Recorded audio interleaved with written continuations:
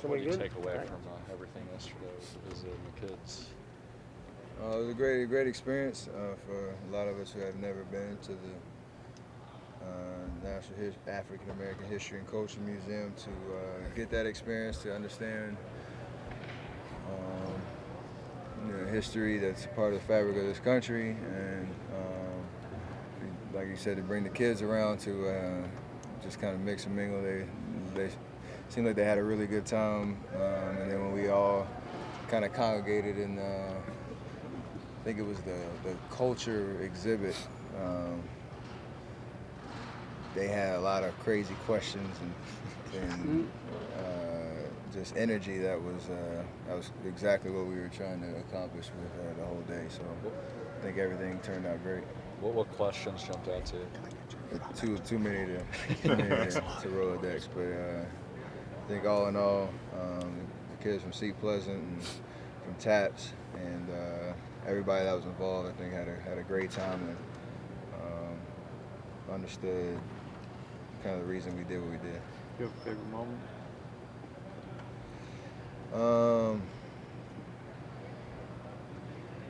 Actually, part of the music exhibit they had at the very top was with like probably 10 or 15 kids, and we were looking at kind of Black history through the expression of music, and the kids were kind of creating their own playlists and stuff, and like it broadened their horizons on kind of music that has influenced the stuff they hear today, but also kind of giving them a glimpse of the past. I learned a lot, but then just seeing them kind of just scroll through, dance to songs that they never heard before, hear about artists and legends that they never heard about before, little stuff like that.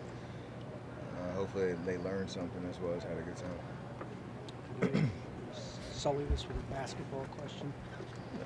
Say what? Oh yeah. You have gotten for 4 years everybody's best shot, especially out west.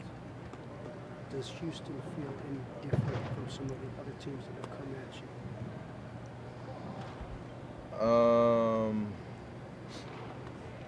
I mean, yes, because they do it a different way, I guess you'd say.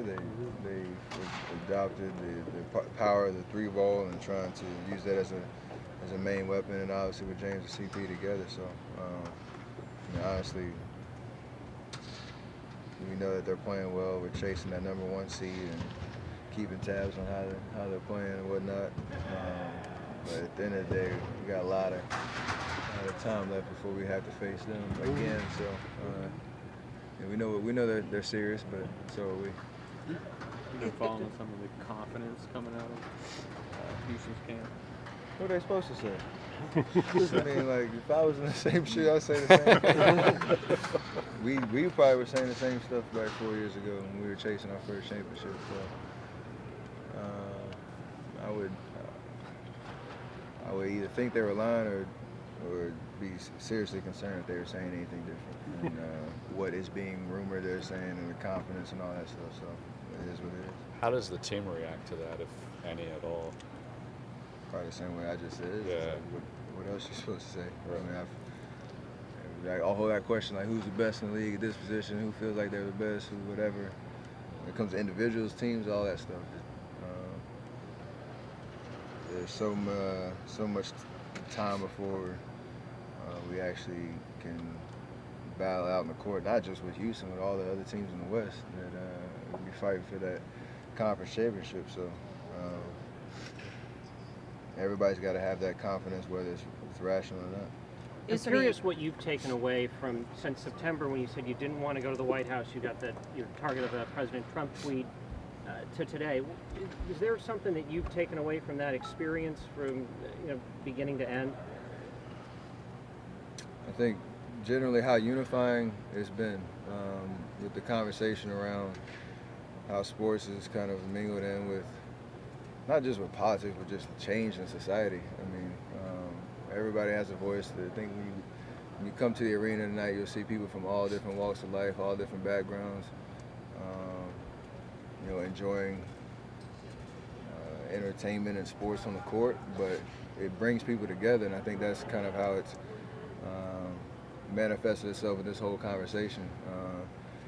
Rhetoric and hate and kind of just general disdain from the top trying to be divisive, I think, and whatnot, has had the opposite reaction, which I think it intended. And we've done our part, I think, to try to further that message. I think